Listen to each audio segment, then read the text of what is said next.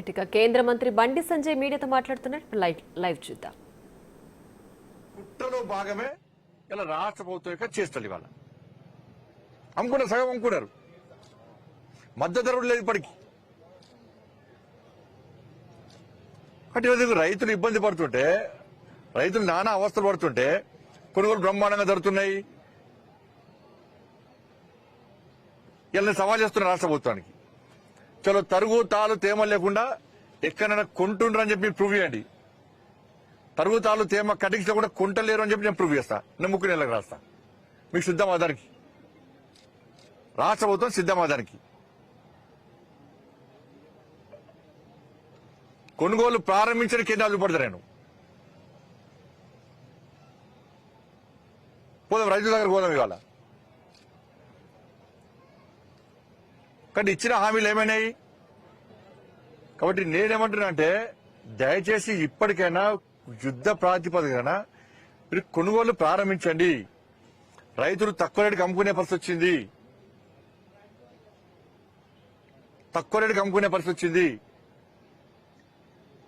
మీరు 2300 కేంద్ర ప్రభుత్వం మద్దతు ధరిస్తున్నది, దానికి 500 బోనస్. మీరు బోనస్ ఎవరికి ఇవ్వాలి? మీరు టార్గెట్ ఎంత? 50 లక్షలు. 50 లక్షల మెట్రిక్ టన్ల బయట అమ్ముకున్నా కూడా మీరు లెక్క తీయండి. లెక్కనే ఉంటుంది, బాధ్యత లెక్కనే ఉంటుంది. బయట అమ్ముకున్నా కూడా మీరు బోనస్ ఇవ్వాలి. బయట అమ్ముకున్నా కూడా బోనస్ ఇవ్వాలి. మీరు తరుగుతాళ్ళు తేమలే కూడా కొనాలి. బయట అమ్ముకున్న రైతులు కూడా మీ టార్గెట్ 50 లక్షల మెట్రిక్ టన్లకు అసలు మొత్తానికి ఇవ్వాలి. సన్నపోటు లేదు, తొట్టు. మీరన్నారు ఎలక్షన్స్ అప్పుడు ఈ తేడా ఆ తేడా లేకుండా అందరికీ బోనస్ ఇవ్వాలి. ఇవాళ రైతు భరోసా ఇవ్వకపోతుంది. కౌలు రైతులకు రైతు కూలకి ఇస్తున్నారు. వాళ్ళకు 12 రూపాయలు ఇస్తుంటారు. రైతు కూలకు వాళ్ళకి ఇవ్వకపోతుంది. 500 రూపాయలు బోనస్ అంటారు. బోనస్ ఎగ్గొట్టడం ఎంత తగ్గించుకోవాలో అంత తగ్గించుకునే ప్రయత్నం చేయబడుతుంది. కేంద్ర ప్రభుత్వం మద్దతు ధరిస్తే ఆ మద్దతు ధర కొనుగోలు లేక ఇలా తక్కువ రేటు అమ్ముకునే విధంగా రైతులను మోసం చేయబడుతుంది. మీరు దళారీ వ్యవస్థను పెంచి పోషించబడుతుంది. ఇలా నిజాయితీగా కొనుగోలు జరిగితే ఇలా పైసలు లాభం ఉండదు. ఇప్పుడు ఏం చేస్తారు? బయట బ్రోకర్లకు అమ్ముకుంటే బ్రోకర్ల ద్వారా కమిషన్ వస్తుంది. వీళ్ళకు బ్రోకర్లకు అమ్ముకుంటే కమిషన్ వస్తుంది. ఈ బోనస్ తప్పించుకోవచ్చు, 50% బోనస్ తప్పించుకోవచ్చు. ఈ 2 కుట్రలో భాగమే ఇలా రైతులు ఇబ్బంది పడుతున్న విధానం. ఇది హరి గోస పడుతున్నారు. రైతులు ఎక్కడైనా మొత్తుకుంటున్నారు, లొల్లి పడుతున్నారు రైతులు.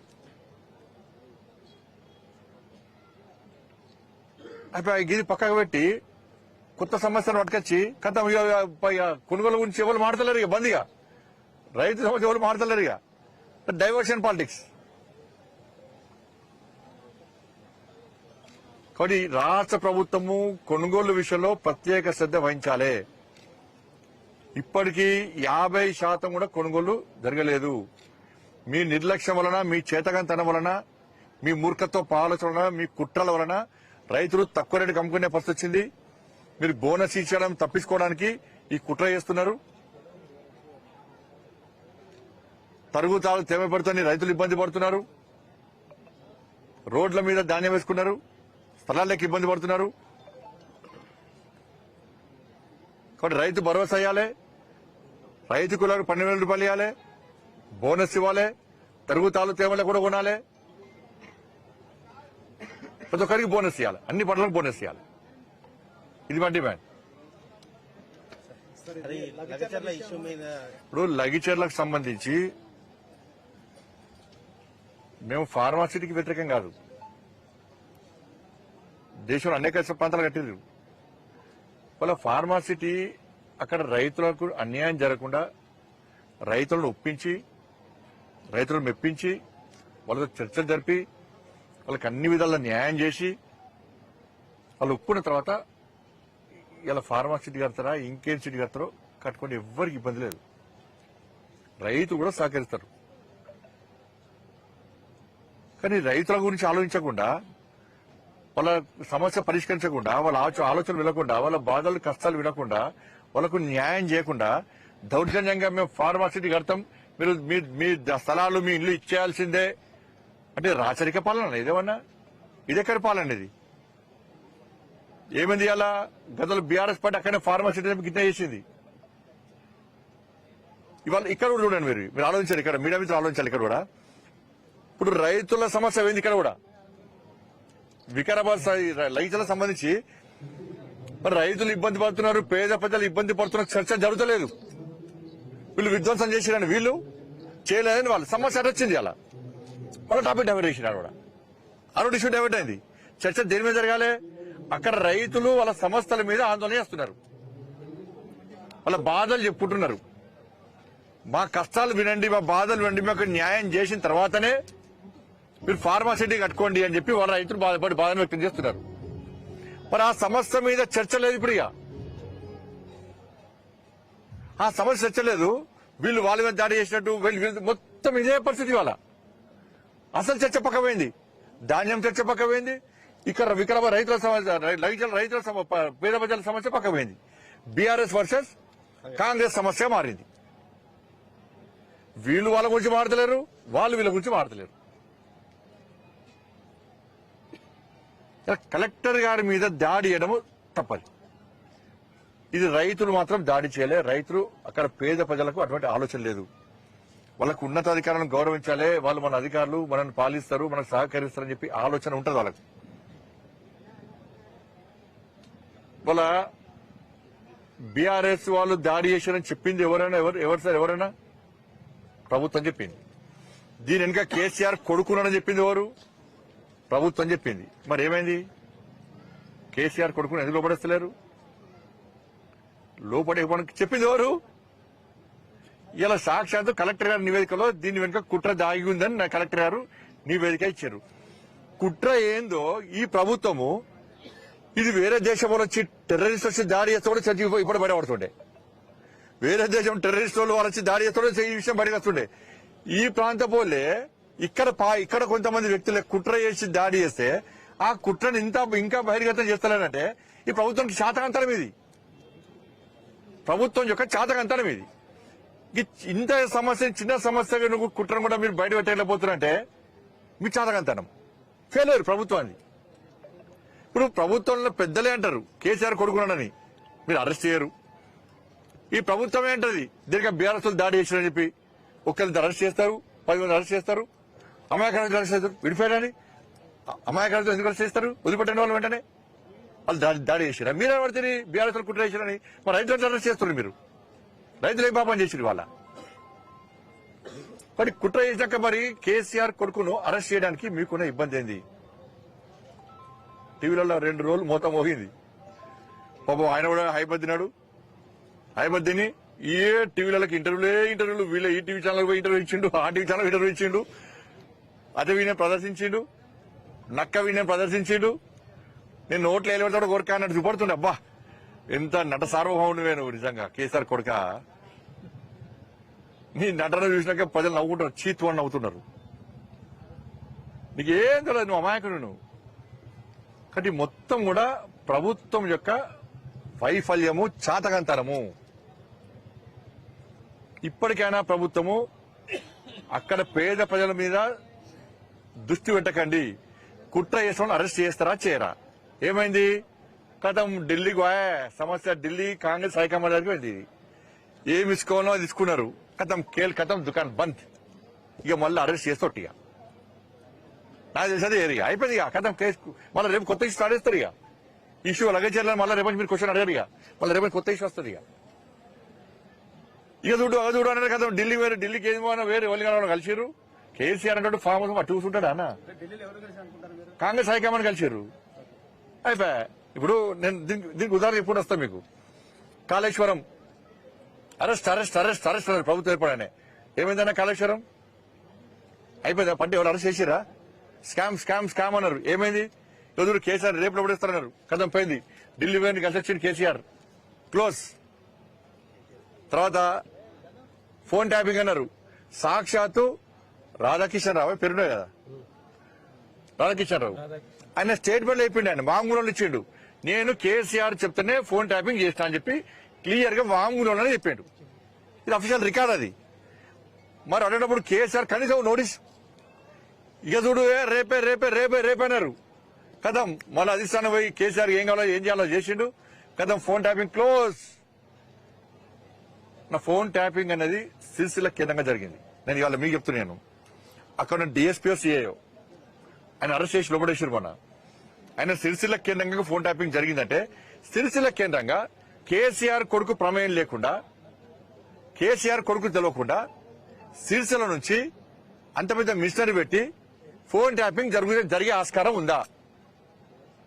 ఫోన్ ట్యాపింగ్ కేసీఆర్ కొడుకు తెలియకుండా జరిగే ఆస్కారం ఉందా? ఇది నేను పేపర్లో చూసిన, నేను మీడియాలో చూసిన. సిరిసిల్ల నుంచి ఒక అధికారిని సిఐనో డిఎస్పీని అరెస్ట్ చేసి లోపడేసాను నేను. ఆయన ఎక్కడ? సిరిసిల్ల. ఎక్కడి నుంచి ఫోన్ ట్యాపింగ్ చేసిండు? సిరిసిల్ల నుంచి చేసిండు. సిరిసిల్ల ఎమ్మెల్యే ఎవరు? సిరిసిల్ల మంత్రి ఎవరు? ఈ రాష్ట్రాన్ని ఏలింది ఆయన కదా. నామకే వస్తే కేసీఆర్ ముఖ్యమంత్రి, నిజమైన ముఖ్యమంత్రి. అప్పుడు ఎవరు? ఇప్పుడు ముఖ్యమంత్రి ఆయనే, కేసీఆర్ కొడుకు. ఆయన జరగకుండా జరిగిందా ఫోన్ ట్యాపింగ్ అనేది? అయిపోయిందా ఫోన్ ట్యాపింగ్? కథం, కేసు క్లోజ్. ధరణి అన్నారు. ధరతో మొత్తం భూమి అమ్ముకున్నారు, మొత్తం ఆధారం అని చెప్పి నేను చెప్పింది కాదు, మీరు చెప్పి మీడియా చెప్పింది కాదు. ఎవరు చెప్పింది ఇది? సాక్షాత్తు దీపావళి ముందు బాంబు వెళ్తుంది, దీపావళి కంటే ముందు వెళ్తుంది, దీపావళి తర్వాత ఆటం బాంబు కాదు, సుత్తి బాంబు కూడా వెళ్ళలే, చేను పడ కూడా వెళ్ళలే. పోయి దీపావళి పోయి సంక్రాంతి వస్తుంది, మళ్ళీ ఇక కార్తీక పౌర్ణమి పోయింది, సంక్రాంతి వస్తుంది, ఇక మళ్ళీ ఏం వెళ్తాయో. ఏమైంది? ధరణి పోయింది. ధరణి పోయిన తర్వాత మళ్ళీ ఏం చేశారు? అదేంటి ఈ ఫార్ములా కార్ రేస్, 50 కోట్ల రూపాయలు మొత్తం స్కామ్ జరిగింది. రేప్ అరెస్ట్ అన్నారు. కథం, అది క్లోజ్. అది కూడా అడిగెక్కింది. ఇది అయిపోయిందా? జన్వాడ ఫామ్ హౌస్ కేసు, ఏం పేరు ఉండే? విజయ్ ఏదో ఆయన వర్కొచ్చారు.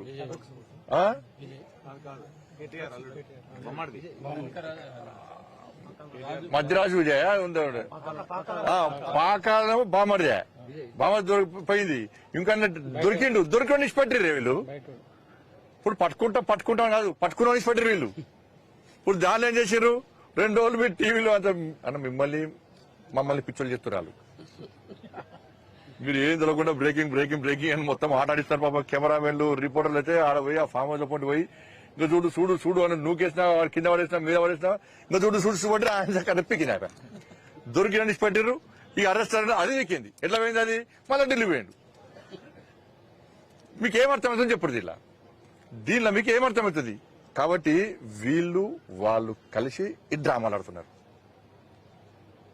ఇక్కడ ఇద్దరు ముఖ్యమంత్రులు, ఒక్కరేమో రేవంత్ రెడ్డి గారు, ఇంకోరేమో కేసీఆర్ కొడుకు. ఇక్కడ ఆర్కే బ్రదర్స్, నేను రేవంత్ రెడ్డి, ఆర్ఎస్ బ్రదర్స్ ముఖ్యమంత్రులు అన్నమాట. ఇక్కడ నేను సవాల్ చేస్తున్నా, ఇలా చలో సంగారెడ్డి వేదికగా సవాల్ చేస్తున్నా. నీకును, మీ కుటుంబానికిను, రేవంత్ రెడ్డి గారి కుటుంబానికి సంబంధాలు ఉన్నాయా లేవా? చలో నేను సవాల్ చేస్తాను. నువ్వు లేవని చెప్పిన ప్రూవ్ చేస్తా. చలో నాకును రేవంత్ రెడ్డి గారి సంబంధాన్ని ప్రూవ్ చేయి, నేను రాజీనామా ఇస్తా.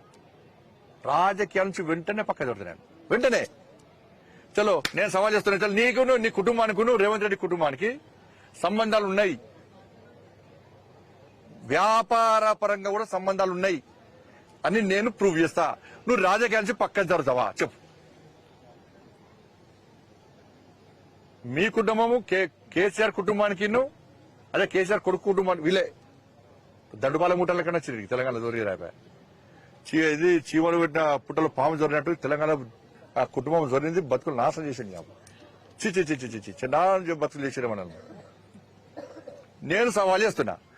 సరే ఇప్పుడు నేను మీ కుటుంబానికి, రేవంత్ రెడ్డి గారి కుటుంబానికి సంబంధాలు ఉన్నాయి, వ్యాపార సంబంధాలు ఉన్నాయి, నేను నిరూపిస్తా. మరి తెలంగాణలో ఆర్కే కుటుంబం నడుస్తుందా, మా కుటుంబం నడుస్తుందా?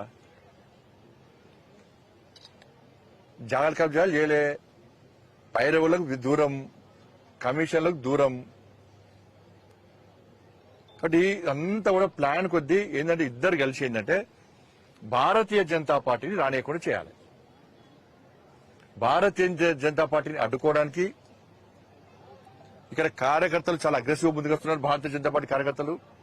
కాబట్టి వీళ్ళని అడ్డుకోవాలంటే మనం కొట్టాడుకుంటున్న కొట్టినట్టు నేను ఏడ్చట్టు చేస్తా అన్నటువంటి పాలసీతోని ఇద్దరు కలిసి ఆడుతున్న డ్రామాలు. లేకుంటే గిన్ని విషయాలు చెప్పినా ఏ ఒక్క విషయం మీద విచారణ లేదు, ఏ ఒక్క విషయంలో అరెస్టులు లేవు, ఏ ఒక్క విషయంలో కనీసం నోటీసులు లేవు. ఏం జరుగుతుంది తెలంగాణలో? సాక్షాత్తు జిల్లా కలెక్టర్ గారి మీద దాడి చేస్తే కుట్ర చేస్తున్న అరెస్ట్ చేయకుంటే నేను ఇదే చెప్పిన, బీఆర్ఎస్ పార్టీ విధ్వంసకర పార్టీ. అసలు ఈ పార్టీని బ్యాన్ చేయాలి తెలంగాణ రాష్ట్రంలో. అడిగితే ఈ పార్టీని బ్యాన్ చేయాలి తెలంగాణ రాష్ట్రంలో. ఇప్పుడు విధ్వంసాలు చేసి మరొక్కసారి ప్రజలను నమ్మించి మోసం చేసి ఏదో ఒక మూవ్మెంట్ తీసుకొచ్చి ప్రజల దృష్టి మళ్లించి రాజకీయ లబ్ధి పొందడానికి ప్రజల ధన మన ప్రాణాలతోని ఆటలాడుతున్నటువంటి పార్టీ బీఆర్ఎస్ పార్టీ. ఇవాళ గ్రూప్ 1 ఎగ్జామ్ అప్పుడు నేనే ఆందోళన పాల్గొన్నా. ఆ రోజు విధ్వంసం చేసే ప్రయత్నం బీఆర్ఎస్ పార్టీ చేసింది. నేను ఆ రోజు చెప్పినాను, ఆ రోజు విధ్వంసం చేసే ప్రయత్నం చేసింది బీఆర్ఎస్ పార్టీ. తర్వాత పోలీసు వాళ్ళ సమస్యల మీద అదే సచివాలయం ముందు విధ్వంసం చేయడానికి బీఆర్ఎస్ పార్టీ ప్రయత్నం చేసింది. ఇవాళ మళ్ళా లైచర్ల విషయంలో కూడా విధ్వంసం చేసే ప్రయత్నం చేసింది. కాబట్టి దీనికి రాష్ట్ర ముఖ్యమంత్రి ఒక చేతకంతనం వలన ఇదంతా జరుగుతున్నది. ఇటువంటి విధ్వంసక పార్టీని కంట్రోల్ చేయాల్సిన బాధ్యత రాష్ట్ర ప్రభుత్వం ఉంది. రాష్ట్ర ప్రభుత్వము వీళ్ళు కలిసి విధ్వంసం జరిగినా పర్లేదు, మేము కొట్లాడితే మాకు మాత్రం మీడియాలో స్పేస్ ఉండాలి, మేము మాత్రం కొట్లాడుకోవాలి, లేకుంటే బీజేపీ మధ్యలో వస్తుంది, బీజేపీకి మీడియాలో స్పేస్ లేకుండా చేయాలని చెప్పి ఒక ఆలోచనలో కుట్రలో భాగమే అంతా. కాబట్టి ఈ విషయంలో ప్రజలు ఆలోచించాలి. ఈ అన్ని పక్కబెట్టు దయచేసి ఆ కొనుగోళ్ల గురించి ఇక్కడ ఫార్మాసిటీకి సంబంధించి రైతులకు న్యాయం చేయాల్సిందిగా భారతీయ జనతా పార్టీ డిమాండ్ చేస్తున్నది. అదేవిధంగా మిమ్మల్ని రేవంత్ రెడ్డికి సహాయ మంత్రిగా పనిచేస్తున్నారు. నేను ఇప్పుడే చెప్తానే, బీఆర్ఎస్ వాళ్ళు ఇప్పుడే చెప్పిన నాకు రేవంత్ రెడ్డి సంబంధాలు ఉన్నట్టు ప్రూవ్ చేయమని చెప్పాను. కేసీఆర్ కుటుంబానికి రేవంత్ రెడ్డి సంబంధాన్ని ప్రూవ్ చేస్తా. అప్పుడు తెలంగాణ రాష్ట్రంలో ఆర్ఎస్ ప్రభుత్వం వస్తుందా, ఆర్కే ప్రభుత్వం వస్తుందా, నేను సిద్ధం. నేను సవాల్ చేసిన, వట్టికి లేదు, నేను సవాల్ చేసిన. అదే కాంగ్రెస్ వాళ్ళేమో కేసీఆర్ డైరెక్షన్ తోటే బీజేపీ వాళ్ళు మూసి నిద్ర చేస్తున్నారు. వాళ్ళకు తెల్లాలేస్తే బీజేపీ కనబడుతుందన్న. పన్నా లేసినా తిన్నా పన్నా ఏడిపోయినా కూడా బీజేపీ వాళ్ళకుంటారు. వీళ్ళిద్దరికి ముంగట కనబడేది బీజేపీ. అంటే ఇప్పుడు బీజేపీ అంటే భయం. మూసి నిద్ర ఎందుకు చేస్తుంది సార్ బీజేపీ పార్టీ? మేము మూసి ప్రక్షాళనకు, మూసి పునర్జీవానికి భారతీయ జనతా పార్టీ వ్యతిరేకం కానే కాదు. మా డిమాండ్ అలా, మా బాధల్లో ఒకటే, పేద ప్రజల ఇండ్లు కూల్చకండి. మూసి ప్రక్షాళన పేరుతోని 1,50,000 కోట్లను దంచుకోకండి, చంపుకోకండి. ఈ రెండింటి మాత్రం వ్యతిరేకం. మూసి ప్రక్షాళనకు మేము వ్యతిరేకం కానే కాదు. మూసి ప్రక్షాళన జరగాలని కోరిందే మేము, కానీ చంపుకోమని కోరింది మేము కాదు. పేదలను కూల్చుకోవడం మేము కాదు. కేంద్ర మంత్రి కిషన్ రెడ్డి గారు, పొన్నం ప్రభాకర్ మీరు తెలంగాణలో కాదా డిఎన్ఏ టెస్ట్ చేయించుకోవాలని నేను సవాల్ ఇస్తాను. అన్నా మనం మాట్లాడేటప్పుడు భాష ఉండాలన్న. ఎవరు తెలంగాణ డిఎన్ఏలో తెలంగాణ ఉంటుందని ఇక కట్టినప్పుడు తెలుగు రాష్ట్రాలు విభజినప్పుడు అప్పుడు డిఎన్ఏ టెస్ట్ ఎదురు కావచ్చు. ఇక డిఎన్ఏ తెలంగాణ రక్తంలో డిఎన్ఏ తెలంగాణ ఉంటుంది, లేకుంటే ఇంకోటి ఉంటుంది, ఆంధ్ర ఉంటుంది, ఇది ఉంటుంది అనుకుంటే సార్ రాజకీయ విమర్శలు నడుస్తుంటాయి. దాని పెద్ద మనం రాజకీయ విమర్శలు ఈ సంస్థాగతం సంబంధించి ఇప్పుడు 30 లక్షల చిల్లర సభ్యత్వమైంది. అధిష్టానం కొంచెం దీని మీద అసంతృప్తిగా ఉందన్నది ఎంతవరకు వచ్చింది సభ్యత్వం? రెండో క్వశ్చన్, బీజేపీ అధ్యక్షులు త్వరలో బండి సంజయ్ రాబోతున్నది ఒక నేను కేంద్ర మంత్రిని, నాకు అధ్యక్షుడు ఇచ్చే అవకాశం ఉండనే ఉండదు. నేను మళ్ళీ క్లారిటీ చెప్తున్నా.